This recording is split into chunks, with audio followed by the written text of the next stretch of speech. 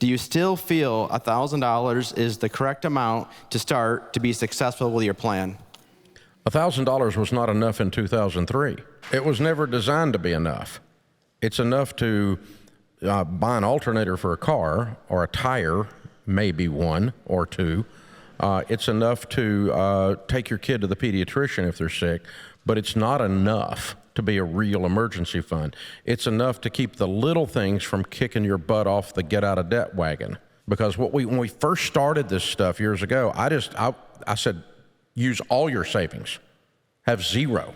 And that didn't work, honestly. If you had come to Financial Peace University when I was teaching it with an overhead projector before we had the baby steps, I just was hardcore. You know, I'm like you're in boot camp. Shut up, sell everything, use all your money, don't whine, get your butt out of debt. Because if you don't get out of debt, none of this is going to work. But we discovered pretty quickly that every little thing that came along that wasn't in their little budget the first few months, knock them out, knock them out, knock them out, and then they would give up hope. The people in Financial Peace would give up hope because they couldn't do the system. The system wasn't working. So we decided, okay, we're going to give you just a little bit of a beginner starter emergency fund just to knock the little stuff off.